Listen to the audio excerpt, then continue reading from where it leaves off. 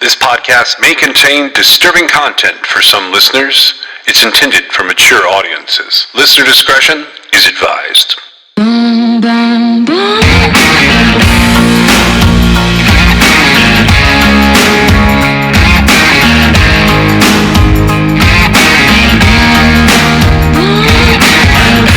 This is True Crime XS.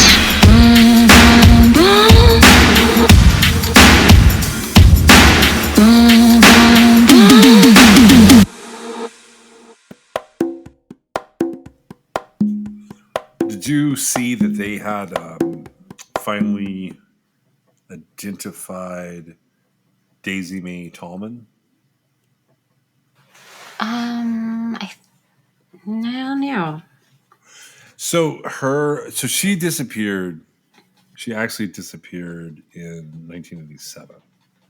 And her remains were found in White Swan, Washington. This came up like during our hunt for the keys stuff. Because she was like a set of partial remains that had been found in November of 2008 in Washington State. Okay. She disappeared from Toppenish, Washington on August 30th, 1987. I don't know a lot about her. I just know she came up in that hunt. And specifically, she was in, you may remember these, you may not. I used to have these articles that were from very small reservation papers where the FBI came out to do some stuff at different times, and they ruled out a serial killer being active on the reservation at Yakima. Right. She was one of the featured people. It was from March of 2009, I think, and it just said federal probe. FBI says no serial killer on Yakima reservation. It was one of those things when I was working on Canadian cases for like a different reason. They were talking about like Alice Ida Looney, and she was the one who her body was found in Toppenish in 2005. She had been wedged into a tree. Yeah, I remember. And, Daisy Mae was in that list, and then there was a couple other people in there. I want to say that Janice Wilson might have been in that list, and there were a couple stabbing deaths, like from the 80s, maybe. But Daisy was mentioned there, and it even said back in 2009 that like they believed they had found her skeletal remains, but that they were waiting for a DNA test to be available to confirm the victim's identity. So, anyways, my point is that these 16 cases they looked at, hers were one. They talk about it in 2009 as being someone they're trying to just confirm it, and they don't confirm it until January of 2023. That's a long time. It is a long time, and I don't understand the gap there. I read a little bit about it, and it hasn't been released in a way that I looked at it and went, oh, now I understand it. The idea was they had to do some kind of genetic genealogy that was difficult to do as far as confirming relatives and getting them to consent to tests and whatnot. I think what it was they had the remains, but they didn't have Daisy's DNA for any reason. So they had to do it from people known to be related to Daisy. Anyways, she is now officially identified as of January 2023 as the remains that were suspected to be hers that were found back in 2008. Anytime I hear about that, I feel better in a way. Was she murdered? It didn't go so far. Let me see what the exact wording of that was.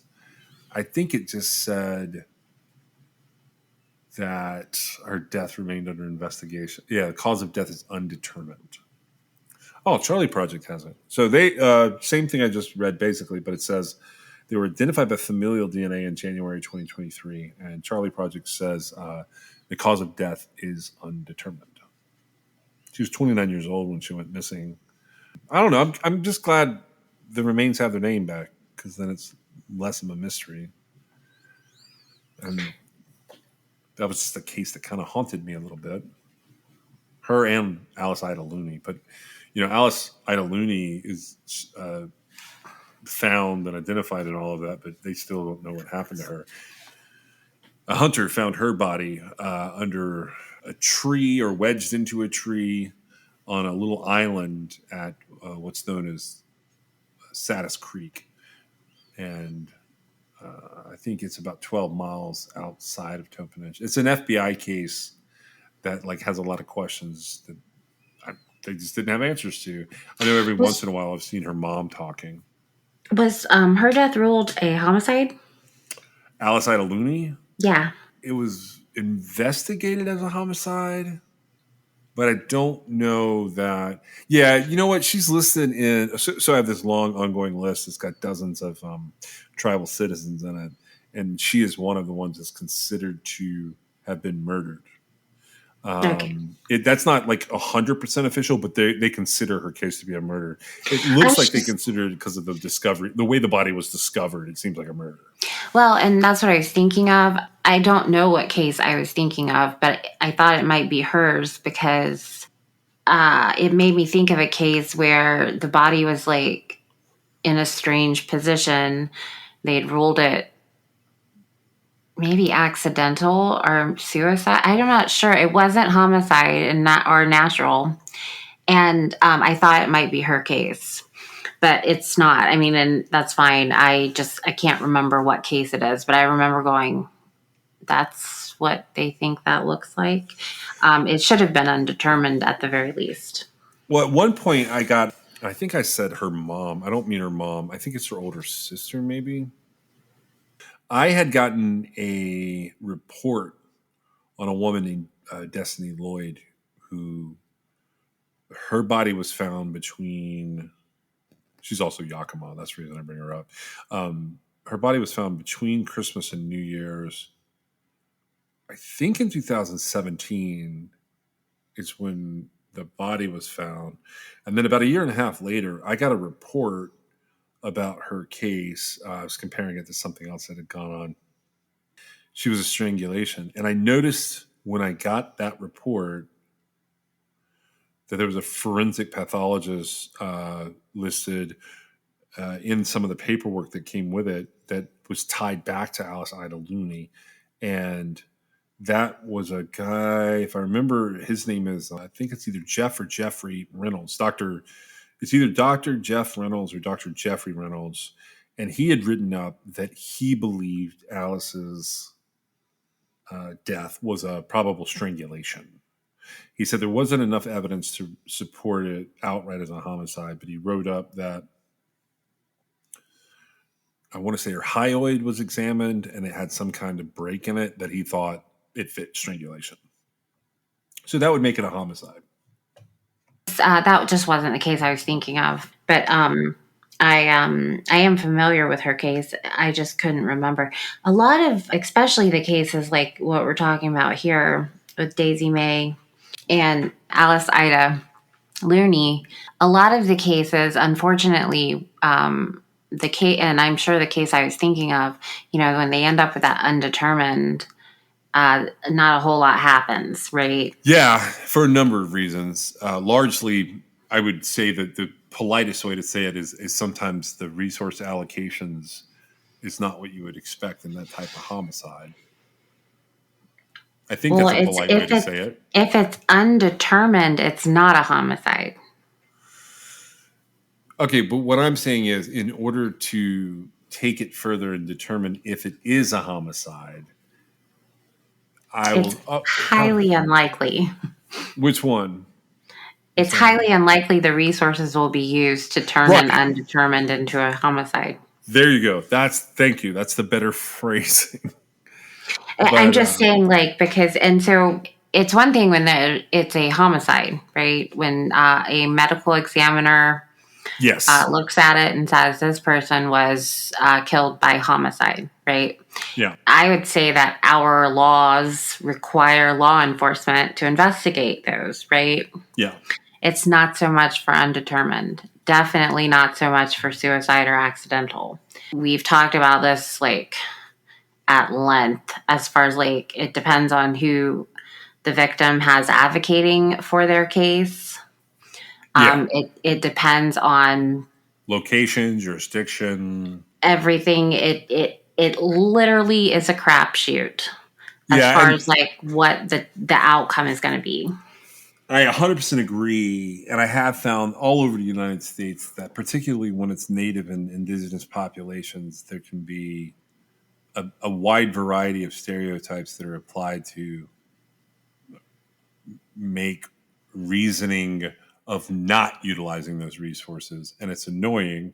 This is particularly true in the Pacific Northwest and in the dead center of the country. It's also true up in Canada in a couple different spots. To the point they've named the Highway of Tears, homicides. That comes up at some point in the stuff we're doing this year. I've done a significant amount of research into that, and there's no good reason except to say that, like, for various prejudices and problems with systems and bureaucracies and politics, that there's sometimes a serious shortfalling for people who suffer tragic deaths, let alone homicides, and it's very frustrating to look at. That having been said, we are in the middle of the timeline for a serial killer in Florida, which is another place that there are, there's a significant native population there. This has nothing to do with that. The guy that we're doing will eventually get to attacking certain vulnerable populations. He's not there yet, though, in his timeline. The guy that we're talking about is a guy named Robert Joseph Long. And if you look him up, and I'm just going to say this because now we're a couple episodes into this series we're doing, and he's come up in at least the previous episode. He's known as Bobby Joe Long, but his name is Robert Joseph Long. So if you go looking for like official documents on him, he's Robert Joseph Long. If you go looking for newspaper articles from that time, or Wikipedia, I think maybe I think they all call him Bobby Joe Long, but he is Robert Joseph Long officially. Where we left off was in 1974. He had just gotten married, and he had a terrible accident that basically got him booted from the Army, which he had enlisted in the Army in 1972. He's out of the Army in 1974. And he comes up on his first arrest for a crime against women, like an official crime against women that he's going to sort of see following through. He had been accused of rape when he was 18, but he's 21 now. And at the end of 1974, he's arrested for battery against a woman or assault on a female. And that person is his trusted friend, Cynthia, who he married, and someone that he had known since he was about 12 or 13 years old. They got married, and she had given birth to their son while he was attending Broward Community College. But the specific place I left off was while Robert Long is unemployed after the Army and recovering from some very significant injuries he had received in a motorcycle accident shortly after he got married in February of 1974. He devised a plan to begin meeting women through classified newspaper ads. So these are basically personal ads that he's using. At first, he's using it to essentially have a hookup. It's sort of like the old school version of like a hookup app on your phone, like Tinder or something. He's using, it takes a lot longer to post a classified ad and meet up with somebody that way. But that's what he's doing. He's meeting women at the end of 1974 to have sex outside of his marriage. He's abusing his wife verbally and physically. They do end up reconciling to some degree. And in 1975, when he is 22 years old, she gives birth to their second child. That's a daughter. After that, he moves the family down to Fort Lauderdale, Florida, from where they've been. They've basically been in a trailer just off the Air Force base that he was stationed at near Miami at Homestead, Florida. So he moves the family to Fort Lauderdale, but he does not find employment. He's unable to find employment. So they kind of bounce around a little bit between places. He even looks for jobs, not just in Florida, but from his home state where his parents are in West Virginia, and he's unsuccessful. His parents, while he's living in Hollywood, Florida, his parents in early 1976, they help him buy a house.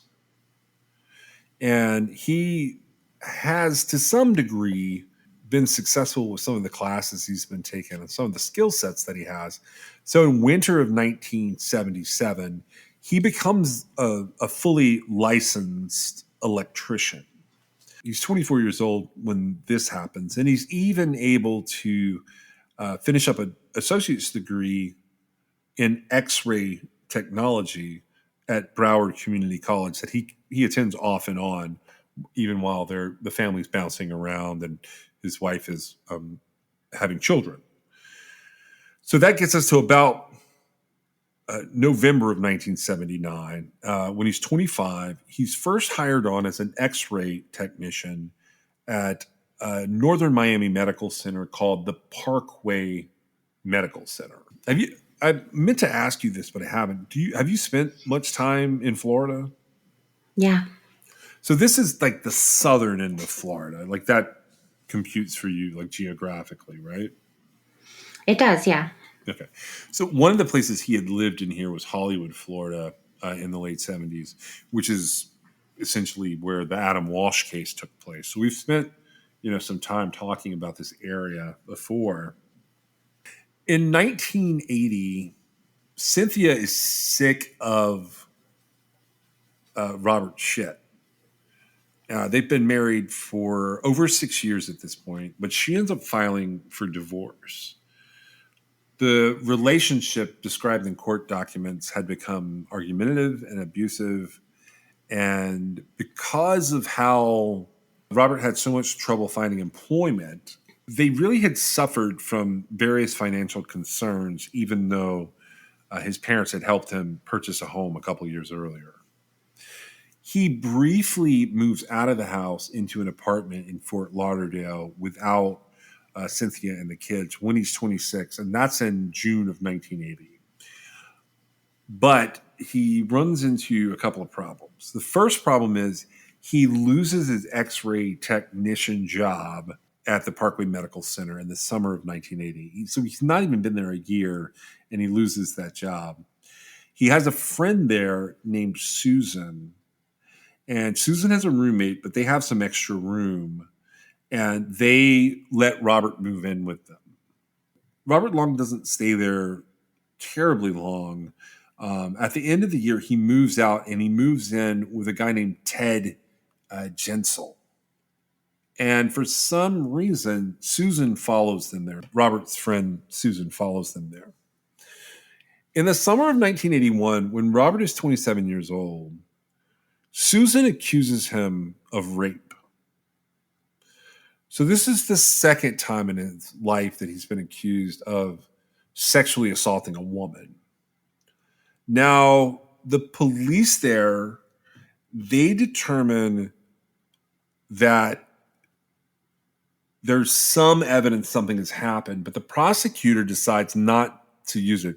The prosecution says that the evidence that the police collected and what they can put together about the case is insufficient to take it to trial. 2 weeks after they kick these charges, Robert and Susan have a physical confrontation, and Susan later tells everyone that Robert pushed her against the wall and then threw her down a flight of stairs, basically.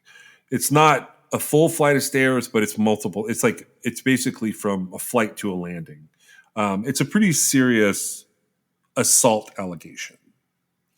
And in October of 1981, Susan ends up filing a misdemeanor battery charge against Long.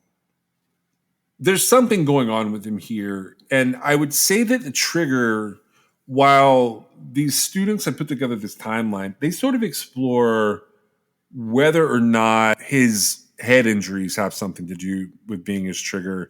You and I, in the last episode, we talked about that behavior being weird. And then I sort of explored whether or not the the circumstances of his first time in the hospital and his mom paying attention and taking care of him might have been brought back up by having this motorcycle accident that lands him in the hospital for a couple of months, where he has a serious enough injury that they're considering amputating his leg. And you had pointed out that maybe he was trying to harm himself at different times. And we sort of talked about that to some degree. We also talked about whether or not he might have just been this way the whole time, and the hospital creates sort of a fishbowl where he's observed to some degree behaving like he was. Right. And so, like, a question I would ask is, so is it more likely that a head injury would lead to a serial killer, or that a serial killer would get a head injury? That's a chicken and egg question. Yeah, no, I get it. And so I feel like a lot of his behavior, now his head injuries, according to what we're looking at, started fairly young, right? So there's not a good comparison of like before and after. He pretty much is just the after. And so that, it makes me wonder, was he just a really reckless person, right? That's a really good observation. And I think, so he's riding a motorcycle. He's clearly not a safe person. Like, I mean, he's running into cars, running in front of cars. He's either reckless, or he's oblivious, or he has like, I don't really believe at like 6 or 7 he was trying to commit suicide, but like he has a desire to hurt himself, right? Yeah. So one of those things has to be true just based on everything that happened to him. I don't believe that like he was just, minding his business and on his best behavior and all that stuff happened, right? I just don't believe it. And so I don't know why. He starts getting into the first level of deep shit when he is 27 years old. And part of it we're not really going to find out till later. I'm going to put it here in the timeline so people understand what's happening. Around the time that, he's pushing Susan around, and I don't know to what degree he was abusing her. I can only tell you what's said. She accuses him of rape, and I'll be honest, I believe her. I actually believe the unnamed person from the charge when he was 18 years old. I think that was him testing the waters. I do too. Well, I don't think it was testing the waters. I think he was out of control, but he didn't get in trouble for it, right? Right. And he didn't get any kind of punishment. I haven't seen anything further from that, except like there was an accusation made and then nothing happened with it, right? Right. But have you seen anything else? Out of when he was 18 or with Susan? No, with the first one. Nothing comes of that. Nothing comes of this stuff when he's 18 years old. But there's not even any more information or anything, is what I'm saying. Correct. Okay. I just think, so there's a part of me that thinks like maybe he was accused of it and it's like literally a self-fulfilling prophecy more than it is like a figurative self-fulfilling prophecy. He probably did something to that girl. I think he did. I legit there's think no question. I think he did something to her, and I don't think I don't think anyone will ever convince me like otherwise when it comes to the validity of the accusation. Yeah, I think I think her accusation is valid. Well, but we get to see the whole story though. So at the time, we talked about on an earlier episode where we were starting this whole journey, how sexual assault in the 80s was not a big deal, or it was taken so much less seriously by law enforcement, right? Right. Yeah. As far as like prosecution and actual punishment, we don't know what happened as far as this goes. We just know that there was an accusation made and then nothing happened from there. That did not help him at all. No, it doesn't. And so, I am all for giving the benefit of the doubt to certain people, particularly someone who he's got this extra X chromosome and he's got like serious problems with his relationships, but he's not doing himself any favors.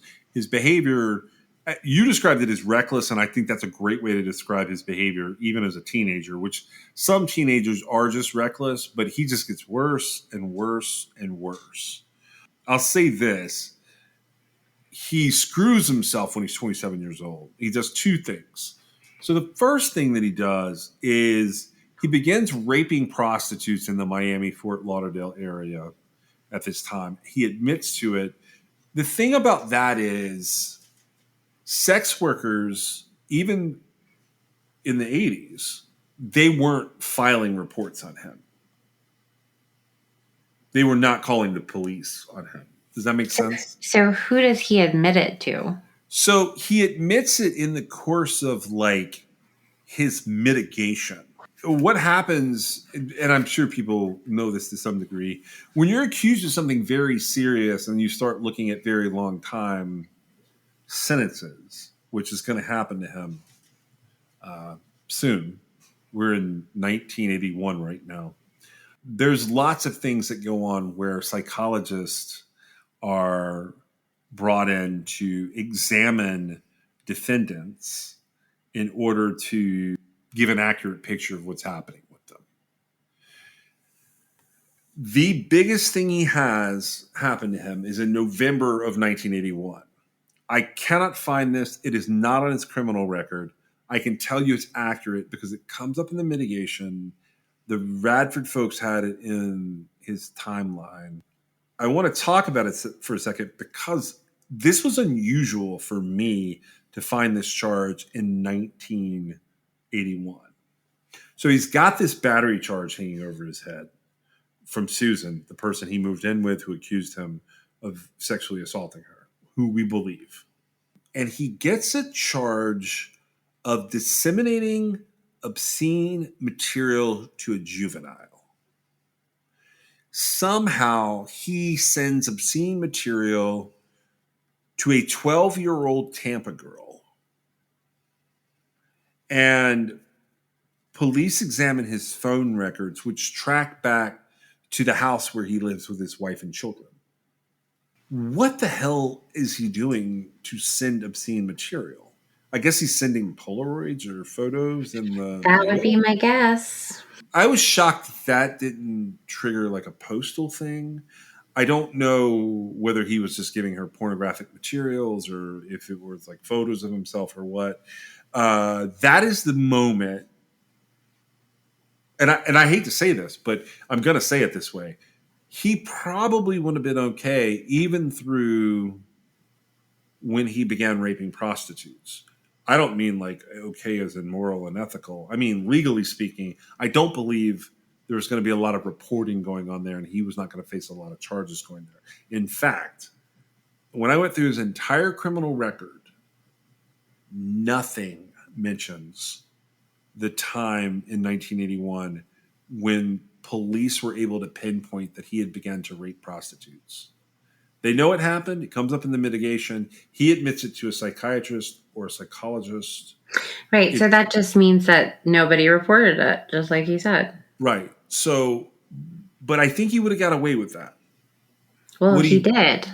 What he wouldn't get away with is sending this obscene material to a juvenile. He pleads no contest to this. It is the start of his actual Florida criminal record when he pleads no contest. And no contest means you want to be considered innocent, but you're acknowledging that the state has the proof to prove it, to prove this charge. Whatever he did to this girl is jacked up. Sending her something? Yeah. Well, you know what's so interesting to me, like thinking about that. Okay, so you're saying this is a pivotal moment in his the criminal aspect of his life, right? Because of this. Is this the first thing he actually pleads? Like, I mean, it's not guilty, but he pleads he pleads to. Is this the first thing? So there's a plea agreement related to his wife that happens, but it's one of those that's like deferred prosecution type things. Right. And it's probably domestic, but so this is criminal. And think about like and I don't know. Think about today, right? We're in 2023, and like how many random like things that our 12-year-olds in the world are exposed to. Yeah. Okay. And like this guy, not only, so I personally, I don't know what I would do, but it would be highly unlikely I would contact the police in the event that like a child in my care received a dick pic or something, right? Um, it'd be highly unlikely. I don't know about you. You may call the police. I would make sure it stopped, right? But so I find it ironic because I would say probably like, I don't know, 500,000 12-year-olds a day get something inappropriate from an adult. I don't know what the statistics are, but like there's so much stuff out there, right? Yeah. No, that's all I was That's going to say. it? It's just that, well, it's just that like, I'm just saying it's ironic because like he sent a picture through the mail or whatever. And we don't know the context of it, right? He pleads no contest. And then like, it really is I mean, he had some hell going on before, but then it's like all hell breaks loose, right? Yeah, this is the first thing where a stranger accuses him of something. Everything else, from what I can tell, is all sort of either acquaintance or, domestic in nature. This is the thing that is a stranger. So, And are we sure of that? yeah, I'm sure. Okay. She is a stranger. Like, according to everything I've read, she's a stranger. If she's some kind of cousin or something, it goes completely unmentioned. It says that police worked, like, this had a detective involved. And I don't think a detective would have been involved if this was like his sister's cousin's friend. And he's from West Virginia, not Florida. This Tampa girl appears to be a complete stranger. He is 27 years old at the time. No, 28 years old at the time. She is 12. And so how did he find her? I don't know. I think it was through classified ads or personal ads, or they had somehow like met once, but were a distance apart from each other. Whatever it was that he did here. And if somebody has this story or knows this story, I'd love to hear it to clarify it. Yeah, I feel like it warrants some further clarification because Well, I pulled his criminal record just because of that charge. I feel like it would have been very, very difficult to pinpoint a 12-year-old that you do not know and snail mail her something in 1981. That's a lot of effort happening there for like basically he ends up arrested and charged and pleading no contest, right? Yeah, and he doesn't get any time for it. He just gets some probation. Which is, I mean, honestly, like they should have just thrown the picture away. I mean, obviously, this, if nothing else, this story illustrates that, right? Because he gets, not even a slap on the wrist. He gets literally nothing, even though he pleaded no contest. And it accomplished nothing because he went on to do more and more terrible things, right? Yeah. So if he hadn't have gotten attention from it, like he might have thought, well, this isn't going to work, right? I mean, I do think him getting attention for it made him sort of hone in on how to perfect this level of stupidity. I think based on the way that some of the stuff is described, I do think a lot of his behavior was attention seeking. Absolutely. He's reckless and he's attention seeking. I think that's the most accurate way to describe him. So, okay, the next move he makes is smart, though. He moves back in with his parents in West Virginia in January of 1982. So basically, the battery charge sort of unravels with Susan. It's a misdemeanor. He gets probation, but like he doesn't actually get convicted. It's again deferred. The no contest for sending the obscene material to the 12-year-old girl gets him probation. but it's a no contest plea. He doesn't get any jail time, and I can't see where there's any kind of sentence attached to it if he violates the probation. But he's on probably unsupervised probation based on his next move, which he moves back in January of 1982 all the way to West Virginia.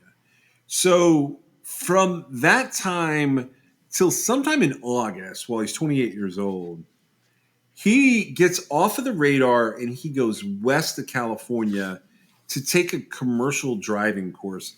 I don't know if you remember this, but there used to be all these commercials, like for these commercial driving courses where there were like CDL commercials for different truck drivers. Yeah, truck driving. So they're very expensive.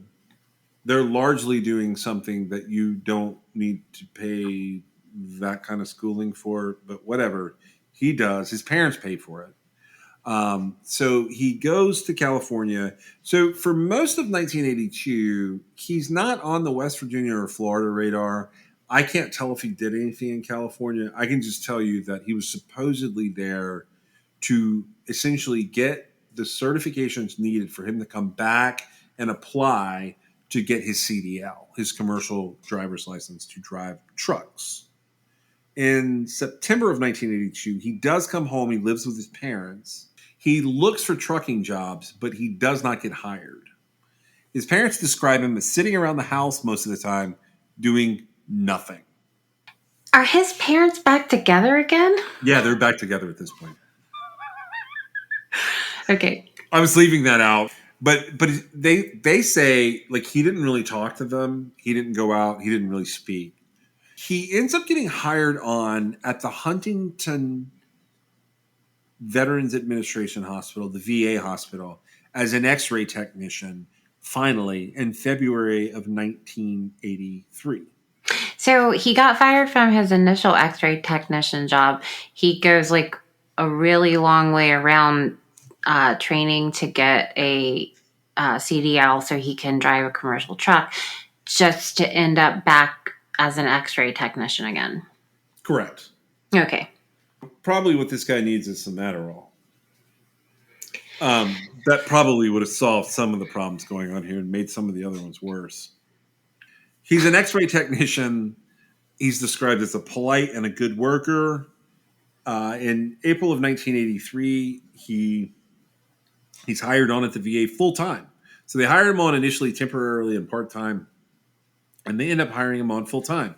Unfortunately, in May of 1983, he gets fired because they can't figure out why he's making women patients undress for every single X-ray. Oh, my gosh. He literally is described as making his female patients needlessly undress. He is essentially making them undress for every single X-ray. Well, yeah, there's not much you can do with that. Do you think? I would. All I can say is like, you don't need to get undressed, and it doesn't matter what the X-ray technician says. That's weird. Yeah. So, like if it'll see, like it literally sees your bones. It can see through your clothes. Yeah, in my mind, I think whatever he was doing with that 12-year-old girl, he's picking out people here to do the same thing to. He's getting off on some kind of, I don't know if it's voyeuristic or if it's just control related. There's something wrong with him, obviously, but he's exercising something that ultimately gets him fired from the Huntington Veterans Administration Hospital as an X-ray. How long did he work there? So he's hired on in February. He's temporary into March. By April, he's full-time and advancing. And so you got essentially February is about half a month. You got all of March. And then halfway through April, he's hired on full-time. And then by May, so 3 months, by May, he's fired. In May, he's fired. See, I feel like, I'm going to take it for what it's worth because it's what we've got. But like, that's a big deal, right? I mean, to have your patients taking their clothes off. I'm surprised they didn't call the cops, honestly, in a professional setting like that. But it sounds like they did like nip it in the bud pretty quick.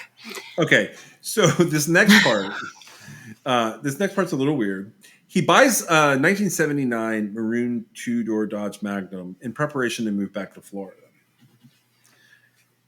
Now, this is not in the timeline the kids have. It depends on who you read. It's not in the wiki at all. He does something, and my assumption was it's his getting fired from the X-ray tech job for making women take their clothes off while he X-rays them. All of his criminal stuff comes back up. So I interpreted it as a violation of a deferred prosecution agreement. Does that make sense? Oh, so they did call the cops. I don't know. It doesn't say that here. And it actually says something different on the timeline I'm looking at. So I'm going to give you both versions of it and we can figure it out.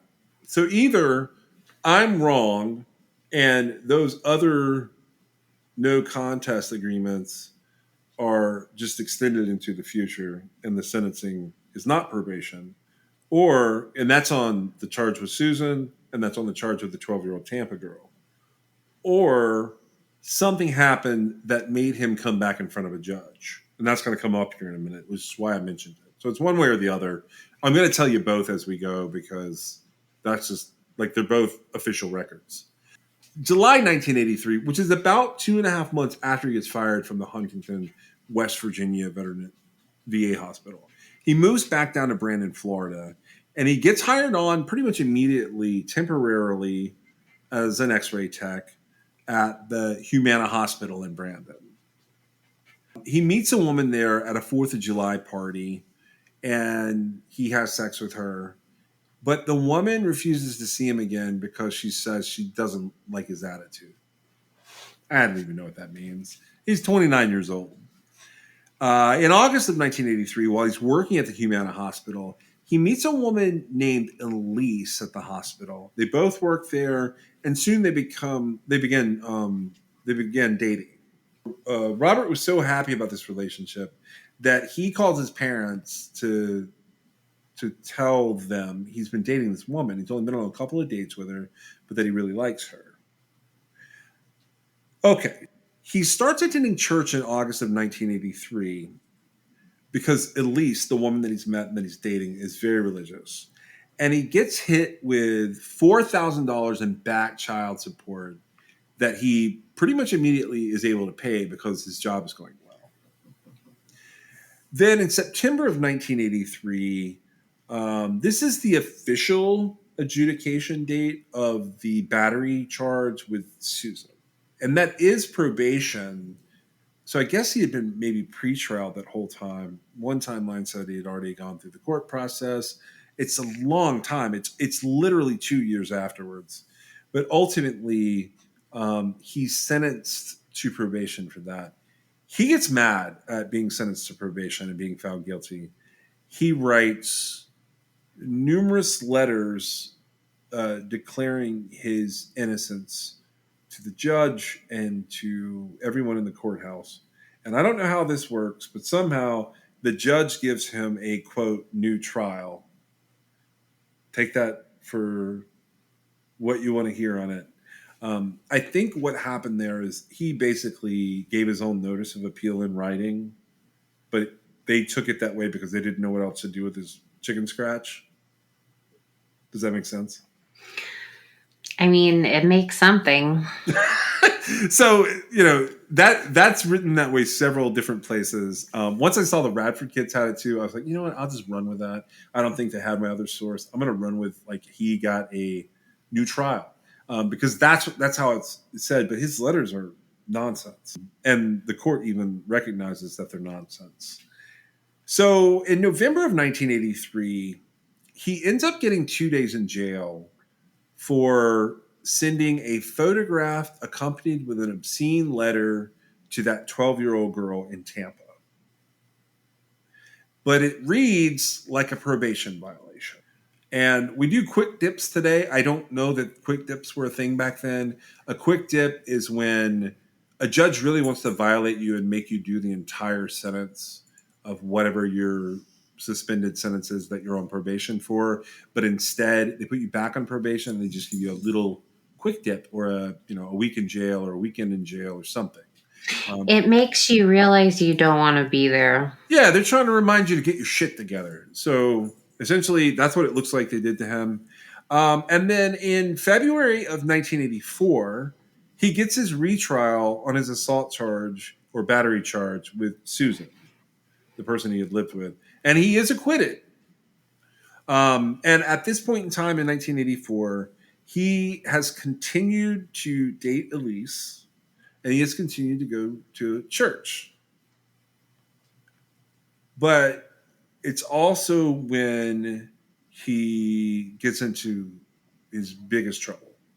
The fact that he's going to church at this time is probably going to infuriate some of our listeners, but I can't make this shit up. There's absolutely no way to make this shit up. All right. March 6th of 1984. He officially becomes the classified ad rapist. And this is his first premeditated rape where he has selected his victim from a newspaper ad. A woman in Newport Richey, Florida, has put her house on the market. And she basically has taken out an ad in the classified real estate section stating the price and the amenities of the house. And Robert Long calls the phone number in the ad, and he makes an appointment to come and see her to tour the home under the pretext of making an offer to purchase the home. While touring the interior of the house, Robert pulls out a gun and he forces the victim into the bedroom. He proceeds to rape her and he steals her jewelry.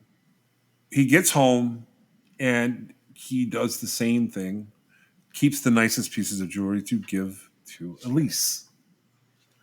And he pawns the rest of it. At the end of March of 1984, Long quits his job at the Humana Hospital. There's a lot of problems that come up with the next go round of this. And I'm debating, like, do we want to talk about this now? Do we want to go to the next episode? I think this episode is going to run a little long because I think we should get to the first victim. I have never seen somebody that acts like this. And I have questions for you. So let's just like take a look at some of this stuff. Now, what his MO is here. Hold on. Let me back up a second because I think there's something wrong with this timeline. You know, it's interesting. The mainstream media gets all of this wrong, and I don't know how to fix it from what the court records say. They actually, while we're sitting here talking, I had clicked over to the Wikipedia, and they say that he was tried and convicted for rape in 1981. That's not actually true. That's actually so far from, that's all fucked up. That's a problem with the mainstream timeline on this. What I was trying to figure out here is, so 1984, March 6, 1984 is his first premeditated rape, according to some of the court documents and according to the Radford timeline. Well, he was raping prostitutes in 81. That's what he said, or what is. So I guess we'll count Captured. those as.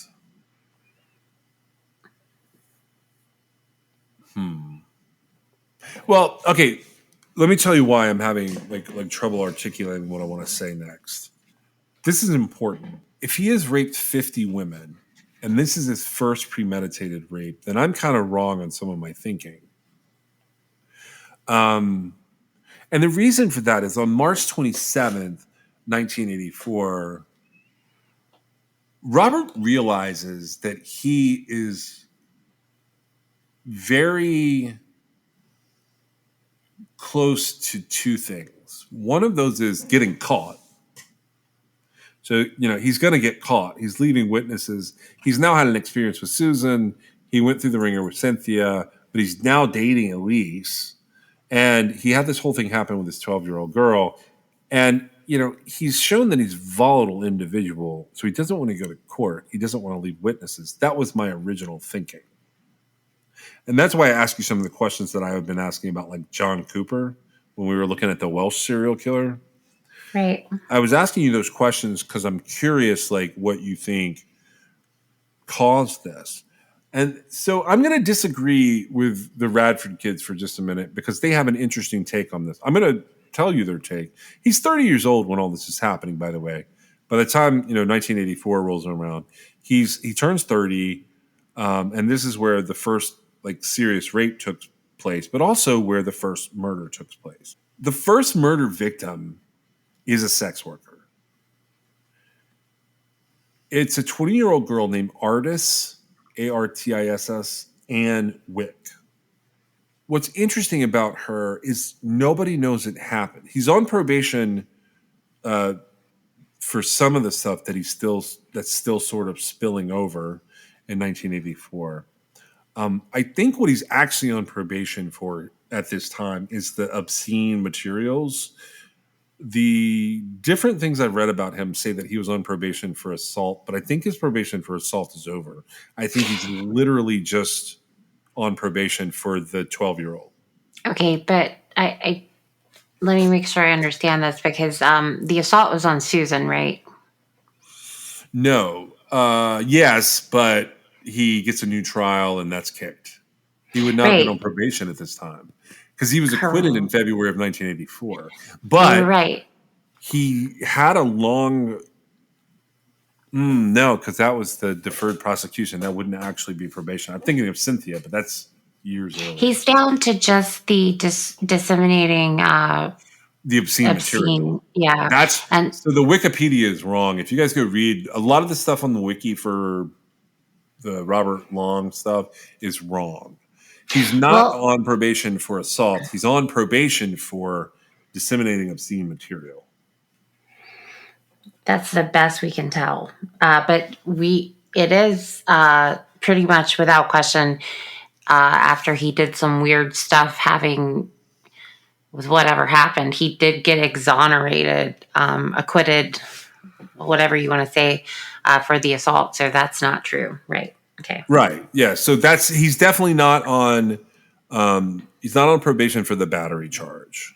And that battery charge was a offensive touching charge. It's not a rape. That's also in the wiki. It says it's the first time he was charged with rape. She accused him of rape, but that's not what's going on here. What he was found guilty of was pushing her down the stairs.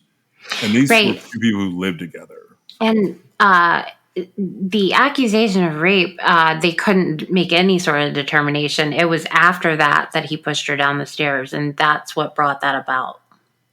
Right. Okay, so I want to talk to you about this is my question here, and I was about to go a different direction, but I'm going to hold some of my thoughts. So in my observations of this guy, I think this is I think his trigger and his spiral here is so sprawling because of the divorce from Cynthia. That's the first big trigger, right?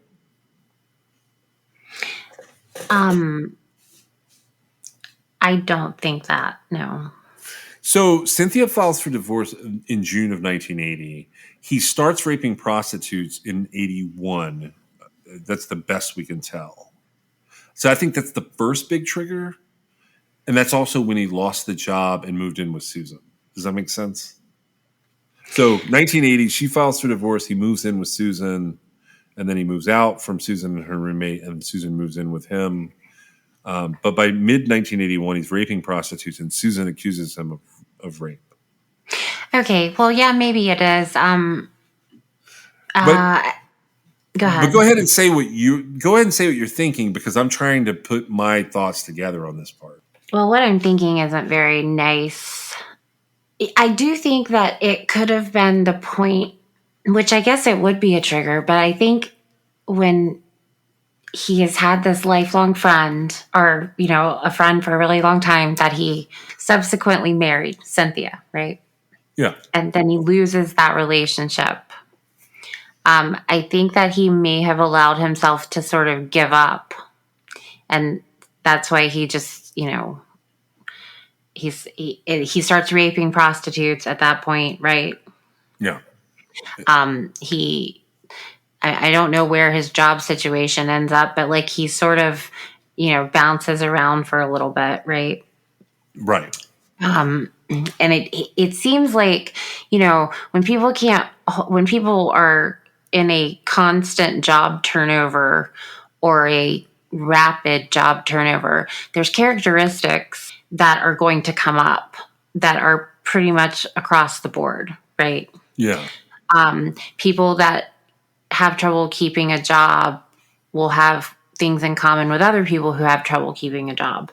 And so you can sort of get an impression there of like the kind of person he is.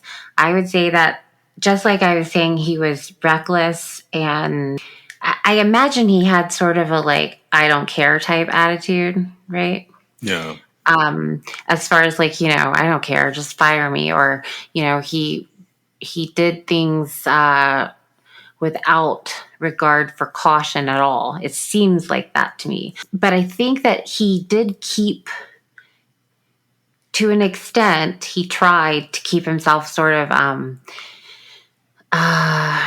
on some path with his wife, right? Until they were divorced. The thing about that is that I feel like it kind of diverts from that sort of thinking, because he meets a new woman, right? That he's interested in. And he he's going to church, and what else did he do? So he gets hired, he's working with her at the hospital at Humana. He goes to church. He catches up on some of his back child support. He's defending himself against these various charges in court at the end of 83 and the beginning of 84. And that includes the 12-year-old girl stuff. And that includes the stuff with Susan, the roommate that he had. The problem I have is, so this first premeditated rape, according to multiple sources, this is the first one that's a premeditated rape, meaning it's not a date rape, it's not raping a prostitute. And I don't want to sit here and say, okay, raping a sex worker is different than. I don't want to do all that. This is marked as the first time that he went somewhere with like a rape kit to rape a woman in March of 1984. But then he also has his first murder victim that same month, and that's with Ann Wick. He picks her up for sex in Tampa. The allegation is that he didn't feel satisfied from raping her, so he strangled her and discovered that he liked that. Like, strangling her to death got him off. And that is where his 1984 takes a hell of a turn. So for everything we know, that was the very first time he killed someone. Yeah, from everything we know, he's 30 years old. That's about right. 27 to 32. That's about right for a serial rapist to escalate to murder. So what he does next is a little strange, but I think this is where his second trigger happens. So in April of 1984, he abducts a woman named Mary Hicks at gunpoint. She's driving along in her Jaguar. Now, Hicks escapes him. She deliberately crashes the car and she runs away from him. Later on, he ends up having to pay damages on the vehicle, and he ends up getting 3 years probation for that. But the other thing that happens to him in 1984 is he discovers that Elise, who he had been working with at Humana Hospital and had left Humana Hospital, is having an affair. Long's parents talk to him long distance. His mother calls to console him because he is devastated by this betrayal. He complains to her, it's a quote from her, that there were no good women left in the world anymore. And he says that he's very depressed over this relationship failing after his relationship with Cynthia had failed and his inability to find employment. Then May 3rd of 1984, he does get hired on as an electrician for Gulf Bay Electric in Tampa, Florida. And I cut you off there. I'm sorry about that. Go ahead. No problem. I wanted to go back just for a second. With the first premeditated, it was the second, and I assume from the first premeditated rape forward, those are all going to be premeditated. Yeah, he's carrying a rape kit at this point. Okay, and so with Artis Wick, he felt unsatisfied after he sexually assaulted her. And so, why did he strangle her? It wasn't to kill her. It was because he was unsatisfied, right? Right. It was a expression of anger. Absolutely. It's an expression Okay. of rage.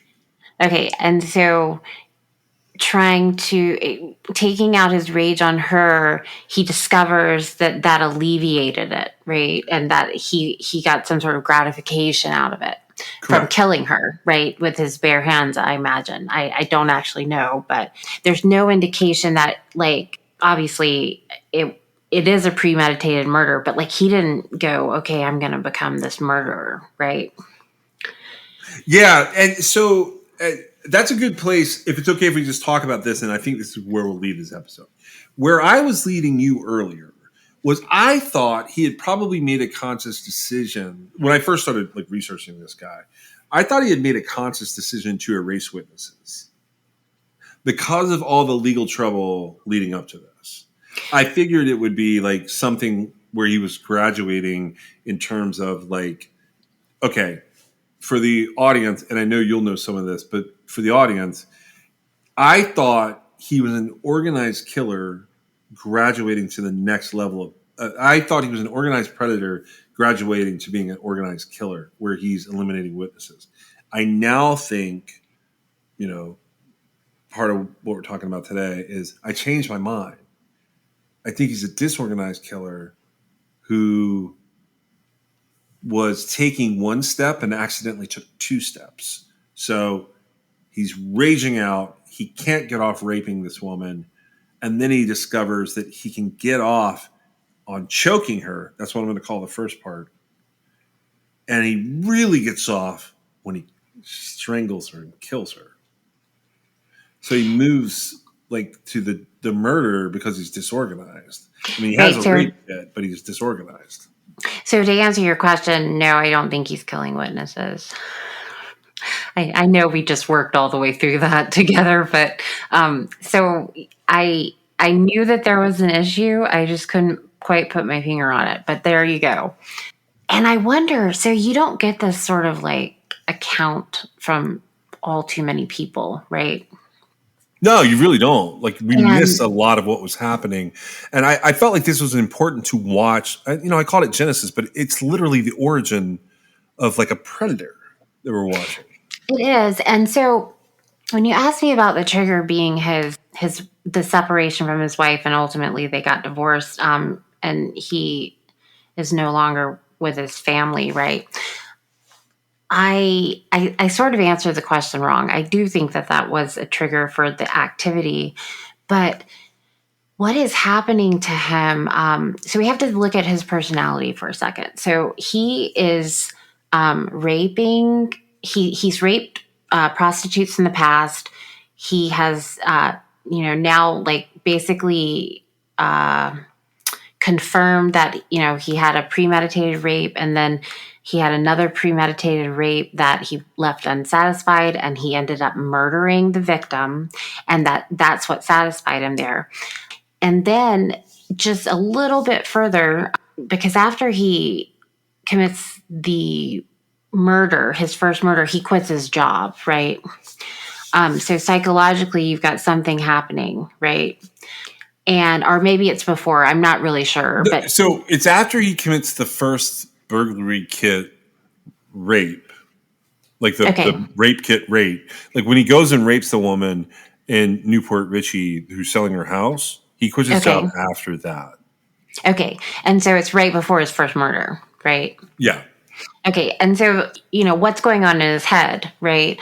Well, the whole thing about going to an open house or going to tour a house, and like that's all where you're getting the organized part from, right? Because that's a plan, right? Yeah. Okay.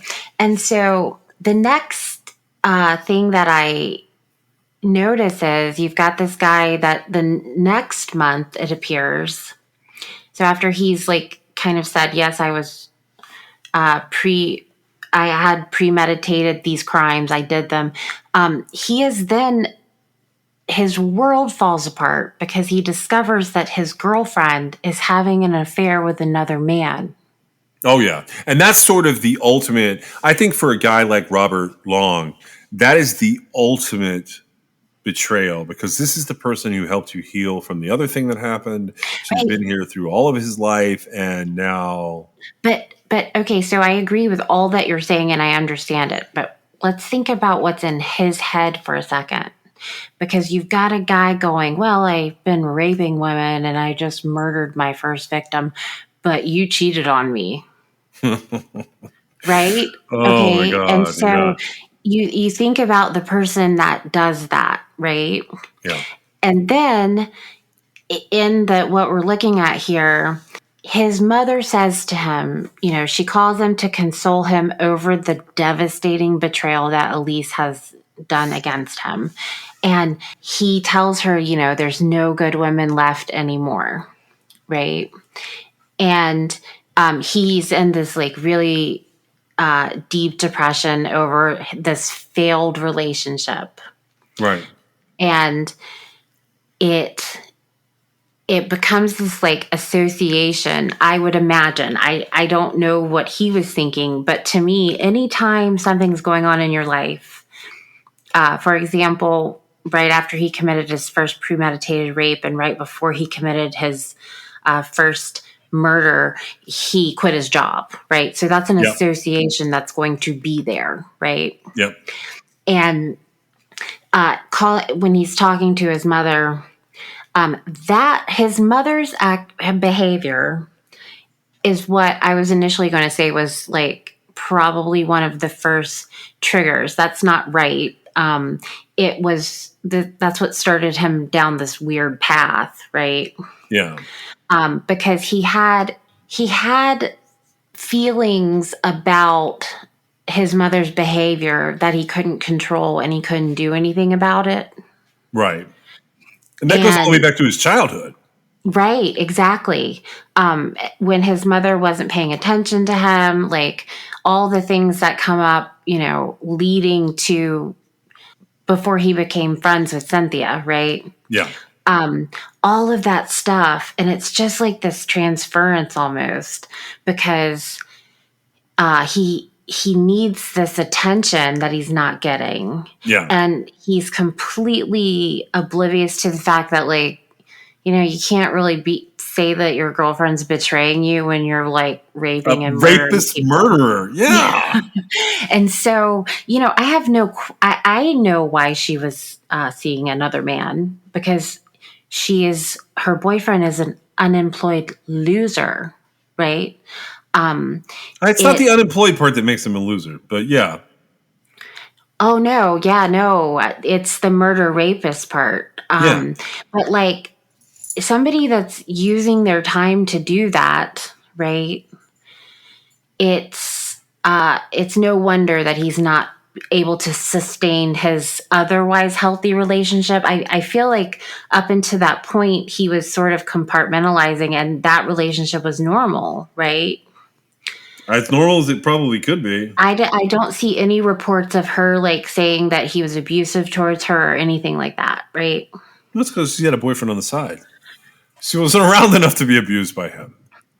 Well, right. But I'm just saying that like you're 100% correct. Sorry. It's interesting to see that. And then the breakdown, right? Yeah. So what happens next is on May 3rd of 1984, Robert ends up getting a new job with Gulf Bay Electric in Tampa, Florida. And that is where we're going to pick up in the next episode because now it really gets good.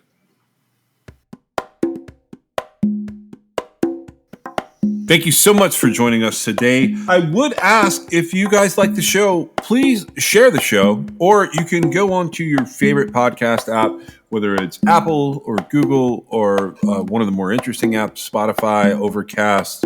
We're on all those different things. If you could go on there and leave us a rating or a review. I'm not going to ask you to leave us a 5-star review, but like whatever you think of the show, leave an honest review of the show because that will help us to grow our audience in season 4.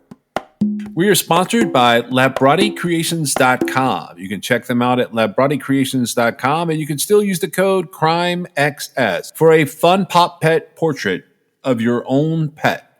You can also reach us on Twitter, Instagram at TrueCrimeXS, or you can give us a call if you know anything about any of the cases that we're talking about at 252-365-5593. You can also reach us at Gmail at truecrimexs@gmail.com, and you can check out our website at www.truecrimexs.com. We'll see you next time.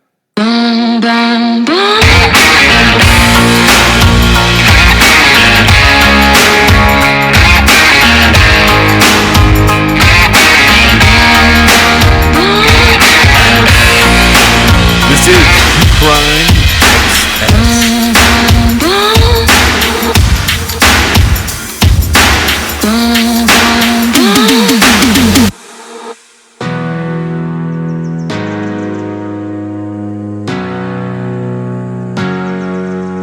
Heart rush, head flush. It's like jumping into the lake at night. Is my love too much? 'Cause I feel like it's eating me alive. Do you feel the same? Caught up in the way we are made of the same pieces. Color in the gray, all the light you gave is pouring out of me. Yeah. Jump into the deep end, give you all my weekends, taking all the back roads. We can make the time slow, betting on a feeling. We keep on reliving as the moon is rising. I will keep on finding. Jump into the deep end, give you all my weekends, taking all the back roads. We can make the time slow, betting on a feeling. We keep on reliving as the moon is rising. I will keep on finding you.